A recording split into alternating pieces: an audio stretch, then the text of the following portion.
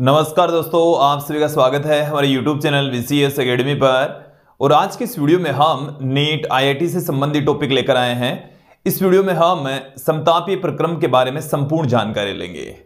इस वीडियो में आप देखेंगे कि समतापीय प्रक्रम होता क्या है, इसके अवस्था समीकरण के बारे में चर्चा करेंगे, सूचक आरेख के बारे में चर्चा करेंगे। हम देखेंगे कि समतापीय प्रक्रम के दौरान विशिष्ट ऊष्मा तथा आयतन प्रत्यास्थता गुणांक क्या होता है, इस प्रक्रम में किसी निकाय द्वारा किया गया कार्य कितना होगा। साथ में इन सभी बिंदुओं पर आधारित न्यूमेरिकल क्वेश्चंस भी यहां पर आप देखने वाले हैं, समझने वाले हैं। विद्यार्थियों, ये जो वीडियो है वो पूरी तरह से समतापीय प्रक्रम पर आधारित है, आइसोथर्मल प्रोसेस पर आधारित है।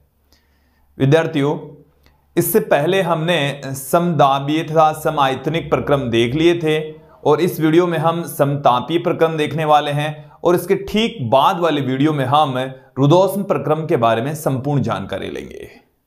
विद्यार्थियों, यदि आप हमारे YouTube चैनल पर नए हैं तो चैनल को सब्सक्राइब कर लीजिए, साथ में बेल आइकन भी दबा दीजिए ताकि आपको आगे की वीडियोस की नोटिफिकेशन मिलती रहे। अब मैं इस वीडियो को स्टार्ट करता हूं। सबसे पहले बात करेंगे कि समतापीय प्रक्रम होता क्या है, किसे कहेंगे, आइसोथर्मल प्रोसेस है क्या चीज। देखिए, नाम से स्पष्ट है कि ऐसा भौतिक प्रक्रम होगा जिसमें तापमान नियत बना रहेगा, तापमान कांस्टेंट रहता है, समतापीय प्रक्रम कहलाता है। तो ऐसा ऊष्मागतिक प्रक्रम जिसमें नियत ताप पर भौतिक परिवर्तन होते हो, ऊष्मागतिक परिवर्तन होते हो, समतापीय प्रक्रम कहलाता है, आइसोथर्मल प्रोसेस कहलाती है। तो डेफिनेशन हमारे सामने है, चलिए मैं डेफिनेशन आपके सामने रख देता हूं। क्या है कि ऐसा ऊष्मागतिक प्रक्रम, ऐसा ऊष्मागतिक प्रक्रम जिसमें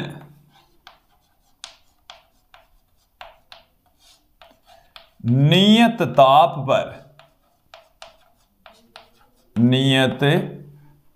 पर भौतिक परिवर्तन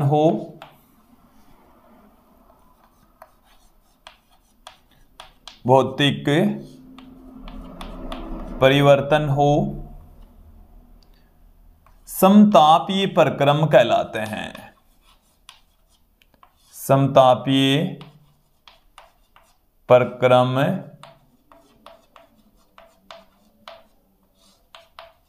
कहलाते हैं कि नियत ताप पर यदि ऊष्मागतिक परिवर्तन हो रहे हैं तो उस प्रक्रम को हम समतापीय प्रक्रम कहेंगे, आइसोथर्मल प्रोसेस कहा जाएगा। क्लियर। अब बात करते हैं समतापीय प्रक्रम के अवस्था समीकरण की।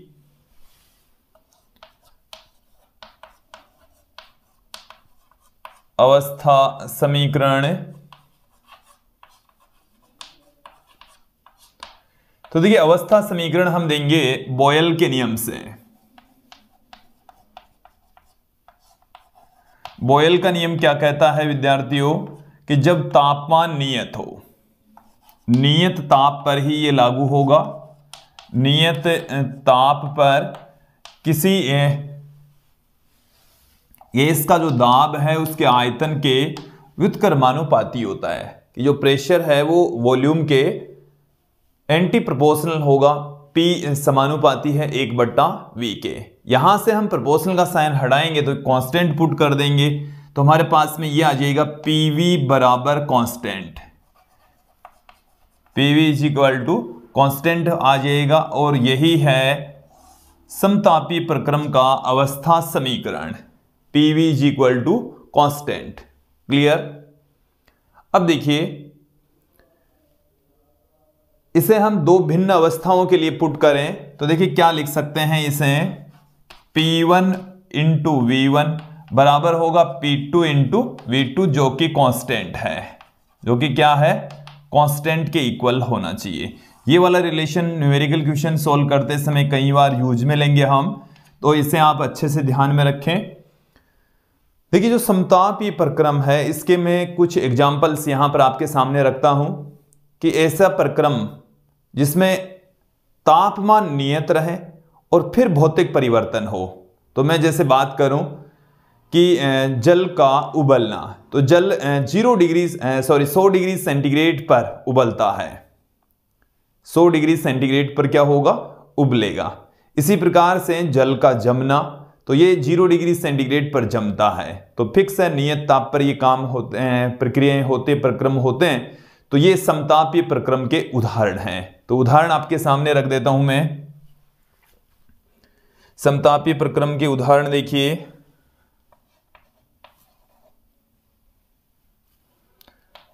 पहला जो उदाहरण है वो हमारे पास में है, पहला एग्जांपल मैं आपके सामने रख रहा हूं, गलन प्रक्रिया। गलन प्रक्रिया, और गलन प्रक्रिया में हम यहां पर ले रहे हैं 0 डिग्री सेंटीग्रेड पर बर्फ का पिघलना, बर्फ का पिघलना। 0 डिग्री सेंटीग्रेड टेम्परेचर के ऊपर जो बर्फ है वो पिघलती है। तो नियत ताप पर ये प्रोसेस होती है, गलन प्रक्रिया होती है। तो ये एक समतापीय प्रक्रम का उदाहरण है। फिर है क्वथन प्रक्रिया। क्वथन प्रक्रिया भी समतापीय प्रक्रम का ही उदाहरण है। जैसे मैं बात करूं 100 डिग्री सेंटीग्रेड पर जल का उबलना, जल का उबलना। क्लियर? ये चीजें एकदम स्पष्ट हो जानी चाहिए, क्लियर हो जानी चाहिए।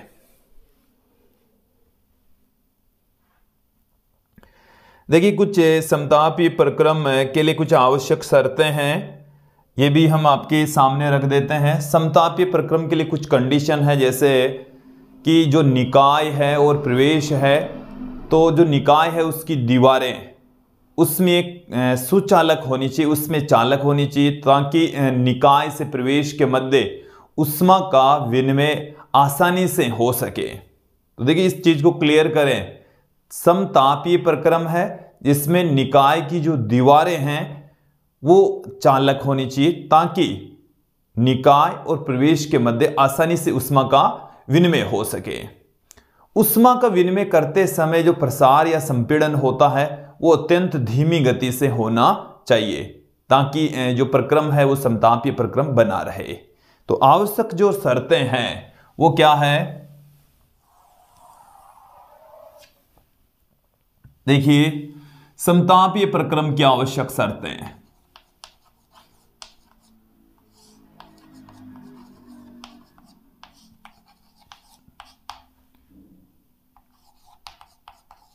समतापीय प्रक्रम की आवश्यक शर्तें, देखिए 2 शर्तें हैं हमारे पास में।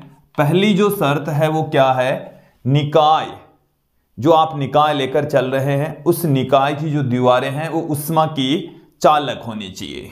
निकाय की दीवारें, निकाय की दीवारें उष्मा की चालक होनी चाहिए, उष्मा की चालक होनी चाहिए, चालक होनी चाहिए। क्लियर? देखो, इससे क्या होगा, उष्मा विनिमय आसानी से हो, उष्मा विनिमय क्या होगा, आसानी से होगा। क्लियर? देखो, फिर देखें दूसरी जो आवश्यक शर्त है वो क्या है, कि उष्मा विनिमय के दौरान जो प्रसार या जो हम संपीड़न करते हैं वो अत्यंत धीमी गति से होना चाहिए, ताकि पूरे पात्र में, पूरे निकाय में तापमान एक समान बना रहे। अन्यथा क्या होगा कि अलग अलग हिस्सों में जो टेम्परेचर है वो अलग अलग हो सकता है। तो उष्मा विनिमय के दौरान, उष्मा विनिमय के दौरान निकाय में गैस का संपीड़न या प्रसार, गैस का संपीड़न या प्रसार अत्यंत धीमे होना चाहिए, अत्यंत धीमे होना चाहिए, अत्यंत धीमा होना चाहिए। देखिए जो दोनों शर्तें हैं वो समतापीय प्रक्रम के लिए आवश्यक है, लेकिन व्यवहारिक रूप से ऐसा संभव नहीं है। कुछ न कुछ तो जो दीवारें हैं उसमें प्रतिरोध होगा, और जो ऊष्मा विनिमय के दौरान संपीड़न या जब हम विरलन करते हैं तो वो भी क्या है, बिल्कुल धीमी गति से हम नहीं कर सकते। तो ये व्यवहारिक रूप से हालांकि पूर्णतः 100% समतापीय प्रक्रम पॉसिबल नहीं है। कुछ न कुछ तो टेम्परेचर में उतार चढ़ाव हो ही सकता है। आ गई बात समझ में? तो प्रेशर के साथ में भी क्या है कि जो टेम्परेचर है वो चेंज हो सकता है।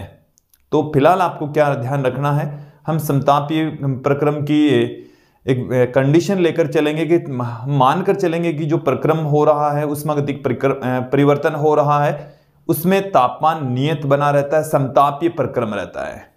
क्लियर? अब हम थोड़ा सा और आगे बढ़ते हैं। यहां पर अब बात करेंगे सूचक आरेख की। ग्राफ किस तरीके से खींचा जा सकता है। तो देखिए ग्राफ के लिए जो हमारे पास में अवस्था समीकरण है इसी का ही प्रयोग करेंगे, और यहां पर हम ग्राफ फाइंड आउट करेंगे, सूचक आरेख देखेंगे, और उस सूचक आरेख की सहायता से हम उस ग्राफ का ढाल यहां पर समझेंगे कि ढाल कितना है, क्या है।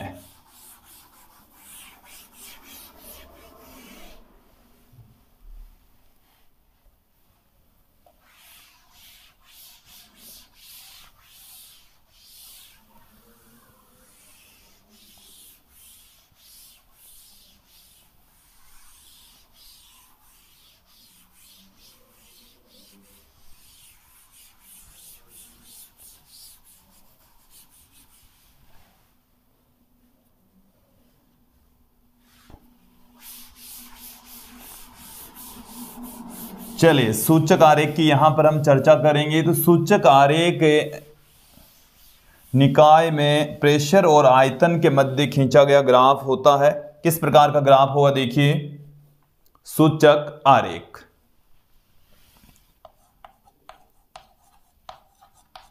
सूचक आरेख क्या है? सूचक आरेख वो भी देख लीजिए कि एक तरफ हम लेंगे प्रेशर, दूसरी तरफ हम लेंगे आयतन। ये हमने प्रेशर ले लिया, दूसरी तरफ हमने ले लिया है आयतन। हम अवस्था समीकरण से क्या जानते हैं? अवस्था समीकरण से हम ये जानते हैं कि PV है वो कांस्टेंट रहता है। PV है वो कांस्टेंट रहता है। इट मीन्स है जो P और V के मध्य जो ग्राफ है वो एक, देखो ग्राफ किस प्रकार का आएगा, आयताकार अतिपरवलय, आयताकार अतिपरवलयाकार ग्राफ होता है। दोनों एक दूसरे के व्युत्क्रमानुपाती होते हैं, तो ग्राफ इस टाइप का प्राप्त होने वाला है ऐसा। तो ये जो ग्राफ है ये हमें बताता है कि नियत ताप पर जो प्रेशर है वो आयतन के बढ़ने पर डिक्रीज होता चला जाता है। जैसे जैसे आयतन इंक्रीज होगा, वॉल्यूम इंक्रीज होगा, जो प्रेशर है वो डिक्रीज होता चला जाएगा। क्लियर? टेम्परेचर नियत बना रहेगा, तापमान है वो क्या रहेगा, नियत रहेगा, कांस्टेंट रहेगा। क्लियर? अब यहां पर आप ध्यान दें कि जैसे मैं यहां पर टेम्परेचर को थोड़ा सा बदल देता हूं। यहां पर जो टेम्परेचर है ये टेम्परेचर है T1, फिर हमने टेम्परेचर को बढ़ाकर कितना कर दिया, T2 कर दिया। तो एकदम उसी ग्राफ के समांतर अन्य ग्राफ हमें प्राप्त होने वाला है। तो इनको हम कहते हैं समतापीय वक्र। इन्हें क्या कहा जाता है? समतापीय वक्र कहा जाता है। ये एक दूसरे के समांतर होते हैं। जैसे जैसे टेम्परेचर इंक्रीज होता जाएगा जो ग्राफ है वो समांतर होंगे, और जो प्रेशर और आयतन है दोनों ही बढ़ते चले जाएंगे। क्लियर? इस प्रकार के हमें वक्र प्राप्त होने वाले हैं। इन ग्राफों में समांतर जो ग्राफ हैं इनको हम समतापीय वक्र कहते हैं। क्या कहा जाते हैं? समतापीय वक्र जो कि समांतर होते हैं, एक दूसरे को प्रतिच्छेद नहीं करेंगे, एक दूसरे को कभी भी ये प्रतिच्छेद नहीं करते हैं। देखो इनको हम क्या कहेंगे, यह है समतापीय वक्र। समतापीय वक्र, ये एक समतापीय वक्र है, ये दूसरा समतापीय वक्र है और ये तीसरा समतापीय वक्र है। क्योंकि इन पर तापमान समान रहता है, पूरे वक्र के ऊपर तापमान T1 है, इस पर पूरे के ऊपर T2 है, इस पर पूरे पर T3 है, कभी भी एक दूसरे को प्रतिच्छेद नहीं करेंगे, क्योंकि प्रतिच्छेद बिंदु पर तो दो दो ताप हो जाएंगे जो कि संभव नहीं है। तो एक समतापीय वक्र का जो टेम्परेचर है वो नियत रहता है, कांस्टेंट रहता है। क्लियर, यहां तक समझ में आ जाना चाहिए, क्लियर हो जाना चाहिए। अब देखिए इस ग्राफ की ढाल की यहां पर हम चर्चा करें तो क्या होगा, एक वक्र में ले लेता हूं, फिर से एक नया डायग्राम हम यहां पर निर्मित कर लेते हैं। इधर हम ले रहे हैं प्रेशर, इधर हम ले रहे हैं वॉल्यूम। ये जो ग्राफ है वो हमें इस प्रकार का प्राप्त होगा। चलिए एक बार मैं दोबारा निर्मित करता हूं, ऐसा ग्राफ हमें मिलता है। ठीक है, क्योंकि P और V दोनों ही क्या हैं, एक दूसरे के व्युत्क्रमानुपाती हैं। यहां पर मैं इसकी एक स्पर्श रेखा खींच रहा हूं, इस तरीके से हमने एक स्पर्श रेखा निर्मित कर ली है। और ये जो स्पर्श रेखा है, देखो ध्यान दीजिए, जो वॉल्यूम वाली अक्ष है यहां से जो एंगल बन रहा है ये एंगल है थीटा, जो कि 90 डिग्री से ज्यादा है। और ये वाला एंगल, इसको हम ले लेते हैं फाई, ले लेता हूं मैं, क्या ले लिया हमने, फाई ले लिया। क्लियर, देखो इसको मैं थीटा डेस कह देता हूं, इसको हम थीटा ले लेते हैं। मैंने ये अपने नोट्स के अकॉर्डिंग बताया, ये थीटा हमने इसको ले लिया है। ठीक है, तो ये जो थीटा डेस है ये 90 डिग्री से ज्यादा है, इसका मतलब जो ढाल है वो ऋणात्मक होगा। जो ग्राफ का जो ढाल है वो कैसा होगा, ऋणात्मक होगा। चलिए देख लेते हैं फॉर्मूले से ढाल की जो वैल्यू है वो किसके इक्वल होगी। ढाल हम यहां से निकालेंगे अवस्था समीकरण से, अवकलन करने पर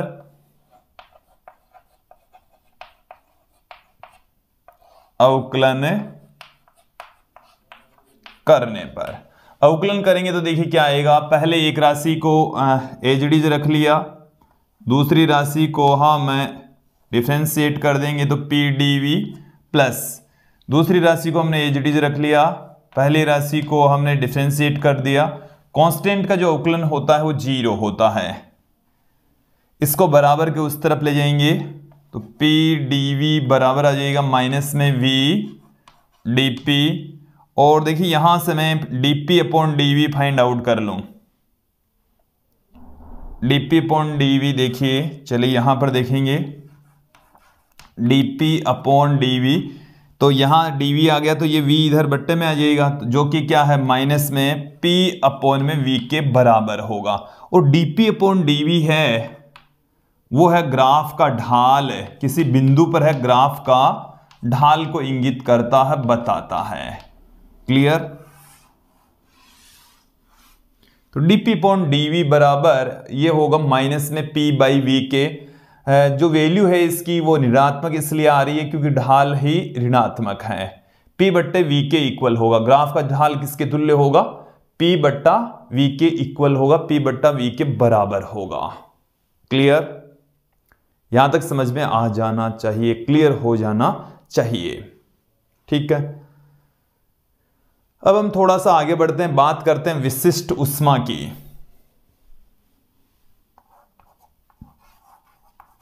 देखिए समतापीय प्रक्रम के दौरान विशिष्ट ऊष्मा, इसको हम C से, देखो स्मॉल c बराबर तो होता है 1/m delta Q upon delta T, और कैपिटल C बराबर होता है 1/μ delta Q upon delta T। और हम आपको बता दें कि समतापीय प्रक्रम में ताप नियत रहता है, टेम्परेचर तो क्या रहेगा, नियत, और ताप में जो परिवर्तन है वो 0 होगा। ताप में परिवर्तन कितना होगा, और तापमान नियत बना रहेगा तो ताप में परिवर्तन ही नहीं होगा, ताप में परिवर्तन 0 होगा, 0 होगा। देन यहां पर क्या मिल जाएगा हमें, ताप में परिवर्तन नहीं हो रहा है तो डेल्टा क्यू की वैल्यू 0 है। डेल्टा क्यू का मान कितना है, सॉरी ताप में परिवर्तन नहीं हो रहा है, तो डेल्टा टी 0 है, डेल्टा टी 0 है, टी नहीं है तो डेल्टा टी 0। और डेल्टा टी जब 0 होगा तो 1/0 कितना हो गया, अनंत। तो विशिष्ट ऊष्मा कितनी होती है, अनंत होती है। विशिष्ट ऊष्मा की वैल्यू क्या होगी, अनंत होगी। अब मैं यहां पर बात करता हूं प्रत्यास्थता गुणांक।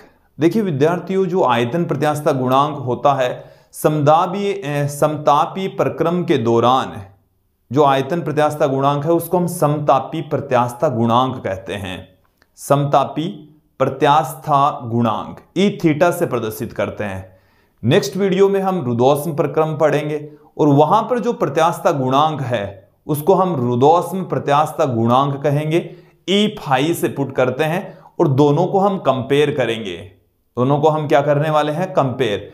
तो जो रुदोष्म प्रत्यास्थता गुणांक है उसको यदि हम समतापी प्रत्यास्थता गुणांक से जब हम डिवाइड करेंगे तो हमें गामा मिलने वाला है, रुदोष्म निष्पत्ति मिलने वाली है, CP/CV मिलने वाला है। वो नेक्स्ट वीडियो में हम ज्यादा बेटर तरीके से समझेंगे।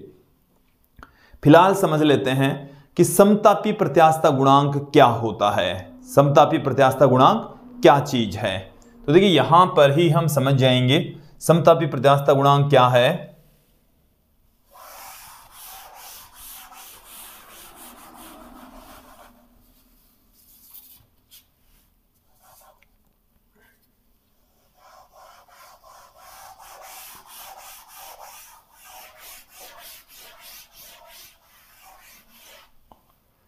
समतापी प्रत्यास्थता गुणांक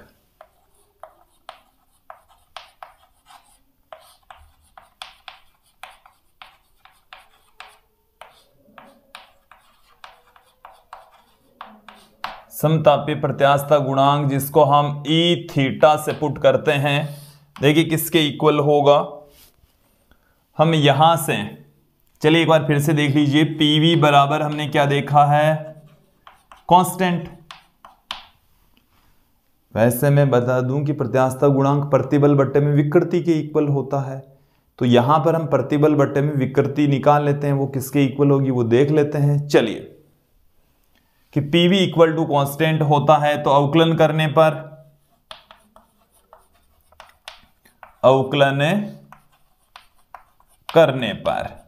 करने पर p dv plus v dp, अभी थोड़ी देर पहले ही किया था, इसी वीडियो में ही किया है हमने। तो डीपी अपॉन डीवी बराबर आ गया हमारे पास में। देखो इसको बराबर के उस तरफ ले जाता हूं मैं, बराबर के दूसरी तरफ ले जाएंगे तो पी डीवी बराबर हमारे को मिल गया है माइनस में वी डीपी। इसको मैं क्या लिख दूं, देखो इसको बराबर के दूसरी तरफ ले जाता हूं, पी यहीं रहने देता हूं। पी बराबर देखो मैं क्या लिख रहा हूं, dp upon dv upon v with negative sign. ये जो वैल्यू है ये वाली, ये तो प्रतिबल है, ये क्या है प्रतिबल, और ये है विकृति। ये क्या है, विकृति है। तो ये आ गया हमारे पास में प्रतिबल और ये हमारे पास में है विकृति। और प्रतिबल तथा विकृति का जो अनुपात है वो P के बराबर आया है, जो कि ई थीटा के बराबर होता है, जो कि किसके इक्वल है, ई थीटा के बराबर है। तो देखिए ध्यानपूर्वक समझ लेंगे,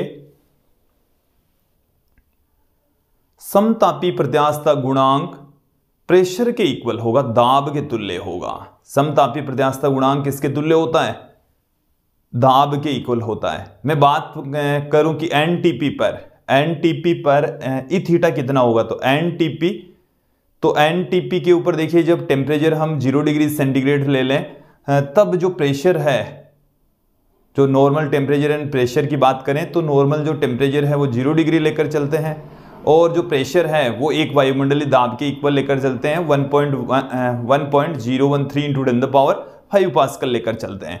तो देखिए एनटीपी पर ये क्या हो जाएगा,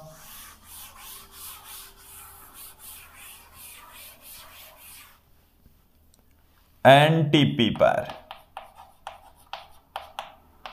एनटीपी पर ई थीटा है वो पी के बराबर होगा, और पी की जो वैल्यू होती है वो 1 एटीएम के इक्वल होती है, और 1 एटीएम किसके इक्वल होता है 1.013 इंटू 10⁵ पास्कल के तुल्य होता है। आ गई क्या बात समझ में? मुझे उम्मीद है ये समझ में आ गया होगा, यहां तक क्लियर हो गया होगा। अब हम बात करेंगे समतापी प्रक्रम के दौरान किया गया कार्य। कार्य का फॉर्मूला क्या होगा, कार्य कितना होता है? तो देखिए वैसे मैं आपको बता दूं P तथा V के मध्य खींचे गए ग्राफ का जो क्षेत्रफल है वो कार्य को ही बताता है। किसको इंगित करता है? कार्य को। लेकिन थोड़ा सा यहां पर हम बेटर तरीके से इसका फॉर्मूला देख लेते हैं, समझ लेते हैं।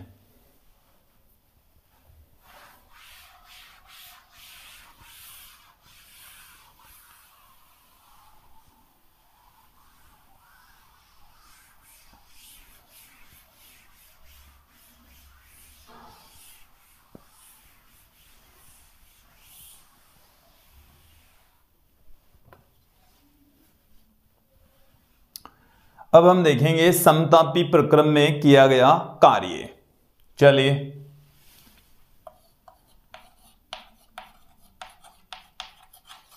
समतापी प्रक्रम में किया गया कार्य, किया गया कार्य आइसोथर्मल प्रोसेस के दौरान जो वर्क डन है वो कितना होता है। वैसे मैं आपको बता दूं कि P और V के मध्य जब हम ग्राफ खींचते हैं, P और V के मध्य जब हम ग्राफ खींचेंगे तो इस ग्राफ का देखो ऐसे क्षेत्रफल यहां से यहां तक मिला दीजिए, ऐसे मिलाएंगे तो ये वाला जो पार्ट आप देख रहे हैं छायांकित जो भाग है इसका जो क्षेत्रफल है वो किसको बताएगा? कार्य को रिप्रेजेंट करेगा। ये किसको बताएगा?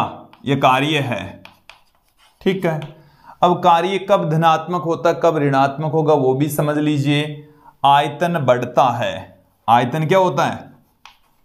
आयतन बढ़ता हो तो जो W है या डेल्टा W या W से मैं पुट कर दूं तो ये होता पॉजिटिव। ये क्या होगा? पॉजिटिव। और जब आयतन घटता हो, आयतन क्या हो रहा है? डिक्रीज हो रहा है, कम हो रहा है, आयतन में कमी आ रही है, तो कार्य भी कैसा होगा? ऋणात्मक। कार्य का मान धनात्मक हो सकता है, कार्य का मान ऋणात्मक हो सकता है। क्लियर? वो डिपेंड करेगा कि आयतन बढ़ रहा है या घट रहा है। आप इधर से इधर जा रहे हैं तो आयतन बढ़ रहा है, कार्य धनात्मक। इधर से इधर आ रहे हैं तो कार्य ऋणात्मक होगा। क्लियर? स्पष्ट हो जाना चाहिए। इसके बाद में हम मैथमेटिकल तरीके से फॉर्मूला फाइंड आउट कर लेते हैं। ये तो धनात्मक ऋणात्मक का पता चल गया, और उसका जो परिमाण होगा वो इस क्षेत्रफल के बराबर होगा। चलिए देखेंगे कार्य का जो फॉर्मूला होता है वो क्या होता है। हमारे पास में कार्य का जो फॉर्मूला है W इज इक्वल टू, ये हमने देखा है V1 से लेकर V2 तक P dV, V1 से लेकर V2 तक P dV। ये फॉर्मूला हमने देखा है, पढ़ा है। अब यहां पर हम क्या जानते हैं कि जो P है इसको हम क्या रख सकते हैं? आदर्श गैस समीकरण से PV बराबर क्या होता है? म्यू RT होता है। PV बराबर म्यू RT। देन यहां से P बराबर में क्या पुट कर दूं?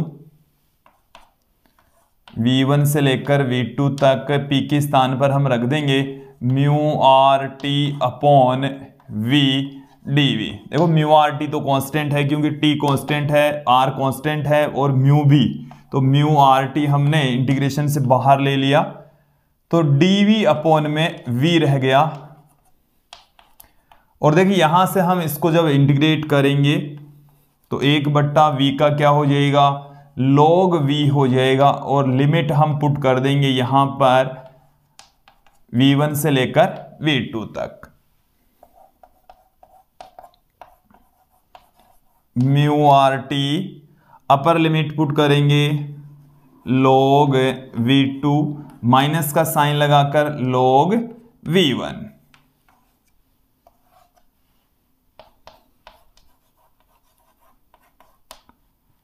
देखिए V2 अपॉन में V1, V2 अपॉन में V1, ये आ गया हमारे पास में W। क्लियर? तो W का हमारे पास में एक फॉर्मूला आ चुका है और इसे आपको ध्यान में रखना है क्योंकि न्यूमेरिकल क्वेश्चन सोल्व करते समय ये बहुत बार यूज में आने वाला है। तो ये आ चुका है W बराबर, देखिए ध्यान देंगे, कई बार क्वेश्चन में सीधे भी इस फॉर्मूले को दे देते हैं कि सही गलत फॉर्मूला कौन सा है। तो म्यू आर टी लॉग आधार इसका है E V2 upon V1, V2 upon V1। Clear? जब आधार आप चेंज करते हैं E से 10 करते हैं इसको, तो इसको 2.303 से मल्टीप्लाई कर देंगे, या W बराबर हम ये भी लिख सकते हैं 2.303 mu r t log V2 upon V1, 2.303 mu r t log V2 upon V1। Clear? अब यहां पर ध्यान दें, हमारे पास में एक रिलेशन है P1 V1 बराबर P2 V2, तो यहां से V2 अपॉन V1 के स्थान पर हम P1 अपॉन P2 रख सकते हैं।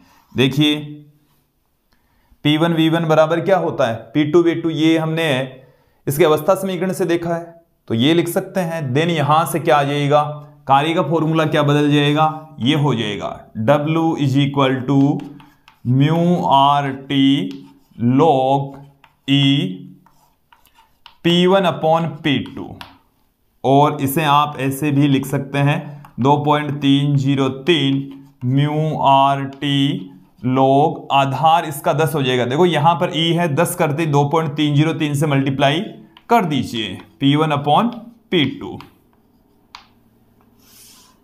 ये मिल चुका है। तो कार्य के अलग अलग सूत्र हमें प्राप्त हो चुके हैं, अलग अलग फॉर्मूले हमें यहां पर मिल चुके हैं। क्लियर? यहां तक क्लियर हो जाना चाहिए, स्पष्ट हो जाना चाहिए, कहीं कोई दिक्कत नहीं होनी चाहिए। अब हम थोड़ा सा और आगे बढ़ेंगे, बात करेंगे ऊष्मागति का प्रथम समीकरण किस रूप में प्राप्त होने वाला है। चलिए इसको मिटा देते हैं, ऊष्मागति के प्रथम समीकरण की ओर बढ़ते हैं। देखिए ऊष्मागति का प्रथम समीकरण क्या कहता है कि डेल्टा Q बराबर होता है delta U plus delta W, और यहां पर T नियत, T क्या है, नियत, तो डेल्टा T 0, और डेल्टा T 0 तो डेल्टा U भी 0, क्योंकि जो आंतरिक ऊर्जा में परिवर्तन है वो ताप में परिवर्तन के कारण से क्रिएट होता है। यहां पर ताप नियत है, ताप कांस्टेंट है, देन आंतरिक ऊर्जा में परिवर्तन नहीं होगा, आंतरिक ऊर्जा में परिवर्तन शून्य होगा, तब गति का प्रथम समीकरण क्या हो जाएगा, delta Q equal to delta W। इसका मतलब ये हुआ है कि निकाय को दी गई ऊष्मा कार्य में रूपांतरित हो जाती है। दी गई ऊष्मा क्या करती है, निकाय द्वारा किए गए कार्य के बराबर, निकाय से ली गई ऊष्मा निकाय पर किए गए कार्य के बराबर। देखो जब निकाय कार्य करेगा तो ऊष्मा ग्रहण करेगा, और जब निकाय पर कार्य किया जाएगा तो ऊष्मा का उत्सर्जन करेगा। क्लियर? स्पष्ट हो जाना चाहिए। देखो एक होता है क्वासी स्थितिक प्रक्रम, ये कई क्वेश्चंस में भी आता है, क्वासी स्थितिक प्रक्रम एक स्पेशल कंडीशन है, स्थिति है। देखो क्वासी स्थितिक प्रक्रम का मतलब क्या है कि कोई निकाय है वो एक अवस्था P1 V1 T1 से दूसरी अवस्था में जा रहा है P2 V2 T2 में। ठीक है, जब वो एक अवस्था से दूसरी अवस्था में जा रहा है तो इस तरीके से जाता है कि किसी भी क्षण पर आप यदि देखें तो वो उसमें साम्य के लगभग नजदीक होता है। जैसे मान लीजिए कि यदि पूरा का पूरा निकाय उसमें साम्य में होता तो उसके ताप दाब आयतन है वो किसके नजदीक होते, PVT होते। ये उसमें साम्य की स्थिति में है, ये कब है, उसमें साम्य की स्थिति में जो प्रेशर है वो P आयतन V और टेम्परेचर T है। इसे समझें आप कि कोई निकाय है वो एक अवस्था से दूसरी अवस्था में जा रहा है, तो उसका प्रेशर चेंज हो रहा है, वॉल्यूम चेंज हो रहा है, टेम्परेचर चेंज हो रहा है। ठीक है, ये तो हम जानते हैं किसी भी ऊष्मागतिक प्रक्रम में ऐसा होता है। लेकिन जब ऊष्मागतिक प्रक्रम हो रहा है तो प्रक्रम के दौरान वो अपनी साम्य स्थिति में, उसमें साम्य स्थिति के लगभग नजदीक हो, मतलब उसका जो प्रेशर है वो साम्य की स्थिति में जो प्रेशर होता है ना उसके लगभग नजदीक हो, आयतन साम्य की स्थिति में जो आयतन होता है उसके लगभग नजदीक हो। इसी प्रकार से ताप भी उसमें साम्य की स्थिति के लगभग जब नजदीक होता है तो उस ऊष्मागतिक प्रक्रम को हम क्वासी स्थितिक प्रक्रम कहते हैं। तो ये एक स्पेशल कंडीशन हो गई है कि जब ऊष्मागतिक चर उसमें साम्य की स्थिति में जो ऊष्मागतिक चर होते हैं उनके लगभग बराबर होते हैं, अत्यंत उसके नजदीक होते हैं, तो जो प्रक्रम है वो क्वासी स्थितिक प्रक्रम होता है। और देखिए आदर्श ऊष्मागतिक प्रक्रम और क्वासी स्थितिक प्रक्रम है वो अत्यंत धीमी गति से होते हैं, अत्यंत ही धीरे धीरे उनको करना पड़ता है। तो विद्यार्थियों ये था आज का हमारा टॉपिक। इसमें अब हम देखेंगे इन सभी बिंदुओं पर आधारित कुछ न्यूमेरिकल क्वेश्चंस, एक एक करके उनको सोल्व कर लेते हैं। एक एक करके अब इन सभी क्वेश्चंस को हम सोल्व करते हैं। सबसे पहले देखिए पहला क्वेश्चन कि एक पिस्टन युक्त सिलेंडर में 27 डिग्री सेंटीग्रेड पर 0.2 मोल वायु भरी है। पिस्टन को इतने धीरे धकेला जाता है कि इसके भीतर की वायु प्रवेश के साथ उसमें संतुलन में रहती है। यदि अंतिम आयतन प्रारंभिक आयतन का दुगुना है तो निकाय द्वारा किया गया कार्य कितना होगा। जो वैल्यू हमें दे रखी है वो क्या क्या दे रखी है, पहले उनको पुट कर देता हूं मैं। तापमान हमें दे रखा है 27 डिग्री सेंटीग्रेड 300 केल्विन। मोल हमें दे रखा है 0.2 मोल। इसके अलावा हमें अंतिम जो आयतन है V2 वो प्रारंभिक आयतन का दुगुना दे रखा है। कार्य पूछा है, कार्य बराबर क्या होता है म्यू आर टी। हमें एक ऐसा फॉर्मूला यूज में लेना है जिसमें V1 V2 म्यू आर और टी आर है। देन यहां पर क्या आ जाएगा हमारे पास में, म्यू का मान है 0.2, आर का मान है 8.314, टी का मान है 300 और लॉग 2v बट्टे में v से v कैंसिल हो जाएगा, log 2 आ जाएगा यहां पर। देन यहां से देखिए क्या हो जाएगा, हमारे को क्या मिल जाएगा 300 को जब 2 से गुणा करेंगे तो यह आ जाएगा 60। पॉइंट हटा दिया हमने, तो ये 60 गुणा में 8.314 और log 2 का मान होता है 0.693 और यहां से जब हम कैलकुलेट करेंगे तो ये 345 जूल आएगा। W की वैल्यू कितनी आ गई है 345 जूल। नेक्स्ट क्वेश्चन की ओर बढ़ते हैं कि एक बर्तन में 5 लीटर गैस 0.8 मीटर दाब पर है। हमें जो गैस है उसका आयतन दे रखा है और 0.8 मीटर दाब दे रखा है। जो पैमाना है दाब को मापने का वो मीटर में मापा जा रहा है, यहां पर 0.8 मीटर। जो स्केल है नलिका है उसमें भरे जो द्रव है उसकी ऊंचाई कितनी है 0.8 मीटर है। इस बर्तन को एक 3 लीटर आयतन वाले निर्वातित बर्तन से जोड़ दिया जाए तो अंदर का परिणामी दाब क्या हो जाएगा। जो दाब है वो क्या हो जाएगा, दाब में क्या परिवर्तन आ जाएगा। एक बार इस क्वेश्चन को आप समझ लीजिए। हमें क्या क्या दे रखा है कि प्रारंभ में हमें आयतन दे रखा है 5 लीटर। आयतन कितना दे रखा है 5 लीटर और जो प्रेशर है वो हमें दे रखा है 0.8 मीटर। इकाई भी लिख देता हूं मैं, मीटर में दे रखा है। फिर V2 कितना हो जाएगा 3 लीटर और बढ़ा दिया तो 5 तो था ही, 3 और बढ़ा दिया तो 8 लीटर हो गया। हमें अंतिम दाब पूछा है और देखिए यहाँ पर सारी जो प्रोसेस हो रही है उसमें ताप में कोई परिवर्तन नहीं होगा।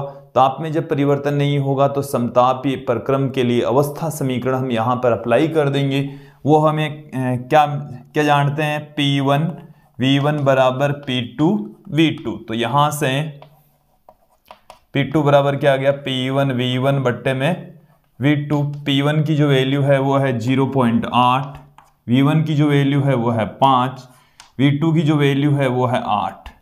यहाँ से पॉइंट हटाएंगे, एक 0 पुट कर देंगे, क्या आ जाएगा, 0.5 मीटर का प्रेशर रहेगा। क्लियर।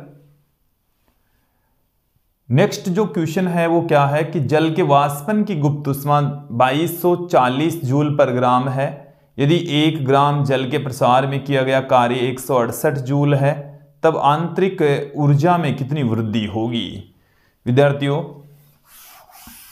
क्वेश्चन एक बार समझ लें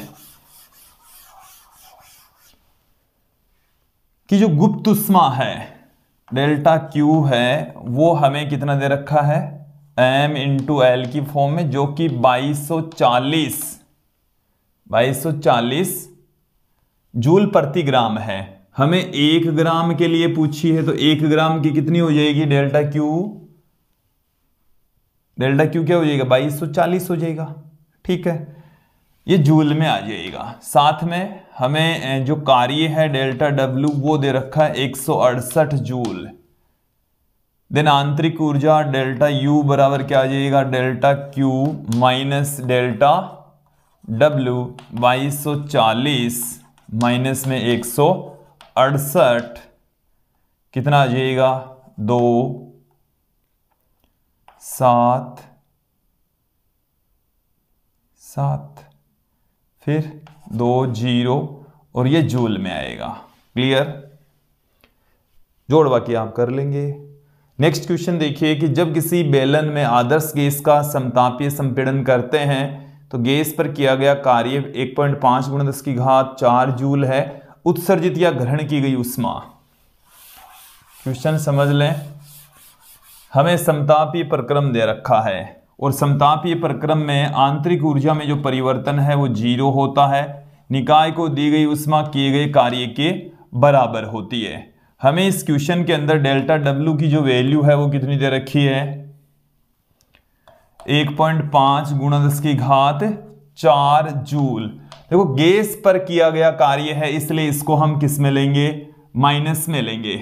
गैस पर किया गया कार्य है तो गैस पर जब काम किया जाता है तो ऊष्मा का उत्सर्जन होगा और इतनी ऊष्मा उत्सर्जित होगी।